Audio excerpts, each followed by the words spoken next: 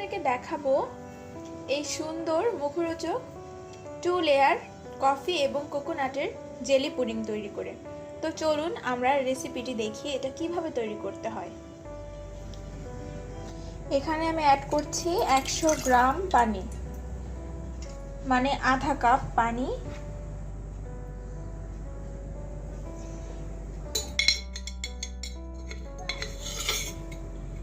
Add করছি half teaspoon coffee.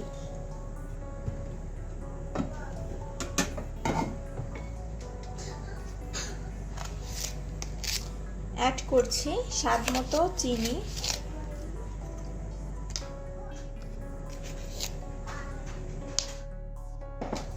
এবং আরো অ্যাড করছি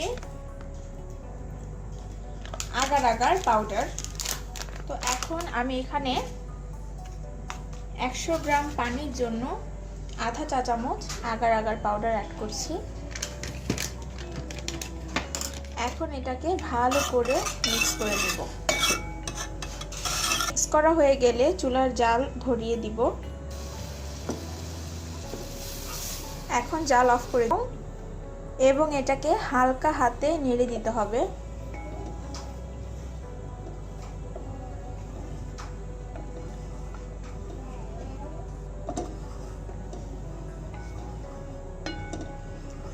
যেন বাবলসগুলো একদম না থাকে সেদিকে লক্ষ্য রাখতে হবে। বাবলসগুলো চলে গেছে। তো এখন এই পর্যায়ে যেটা করতে হবে, এখানে আমি একটা বোলে বরফ দিয়ে নিয়েছি এবং বরফের মাঝখানে একটা বাটি রেখেছি। আপনারা যে কোনো শেপের বাটি দিয়ে করতে পারেন। তো এখানে আমি সাধারণ একটা নর্মাল বাটি নিয়েছি। তো এখন যেটা করতে হবে সেটা হচ্ছে, আমি যে কফির মিশ্রণটা বানিয়েছি সেটাকে আমি এই বাটিতে ঢেলে দিব।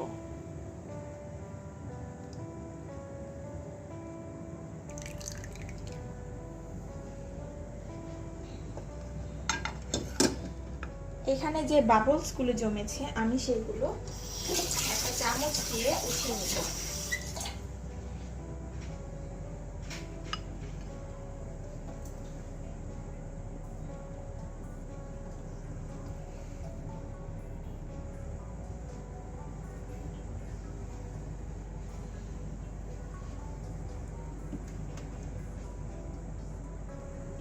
এটা জমতে থাক। আর এখন এটা জমতে জমতে আমরা দ্বিতীয় লেয়ার তৈরি করব।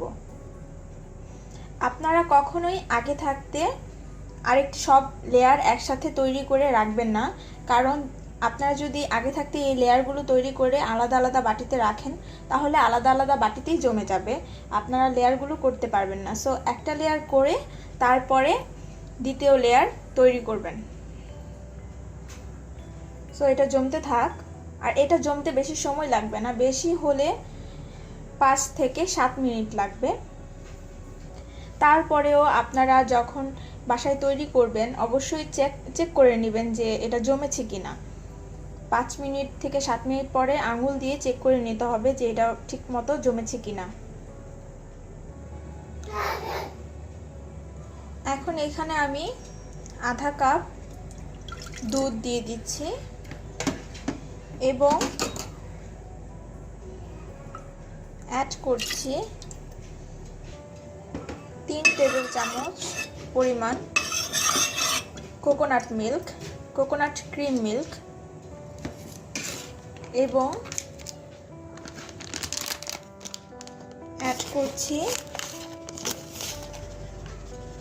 আধা চা চামচের থেকে সামান্য একটু বেশি আগার আগার পাউডার।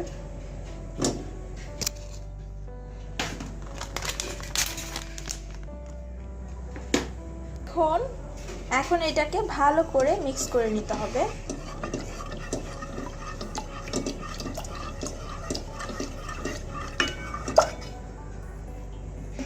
আমি চুলা অন করে দিয়েছি।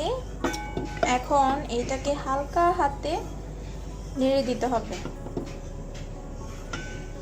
একদম হালকা হাতে নাড়বেন। খেয়াল রাখতে হবে নিচে যেন পোড়া না লেগে যায়।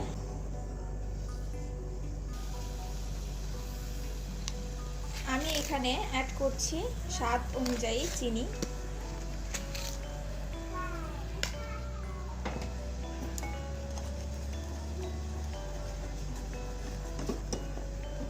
আমি চুলাটাকে অফ করে দিব। এইটাকে এখন হালকা হাতে নেড়ে চেড়ে নিতে হবে যেন কোনো বাবলস না থাকে।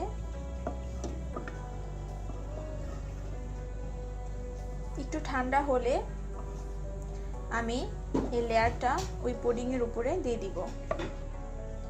তো চলুন দেখি এই পুডিংয়ের কি অবস্থা, এটা কদ্দুর হয়েছে।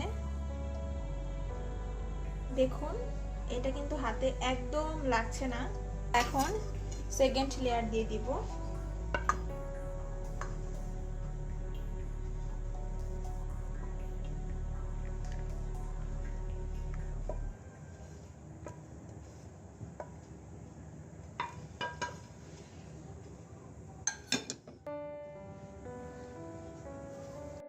এটাকে আমি ফ্রিজে রেখে দিব কিছুক্ষণ সময়ের জন্য, 1 ঘন্টার জন্য এটা সেট হতে, উপরটা সেট হতে।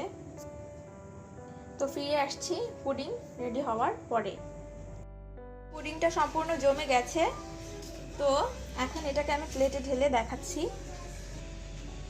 তো দেখুন তৈরি হয়ে গেছে 2 লেয়ার পুডিং। খুব সাবধানে প্লেটে ঢালতে হবে। হয়ে গেল মজাদার 2 লেয়ার জেলি পুডিং কফি এবং কোকোনাটের।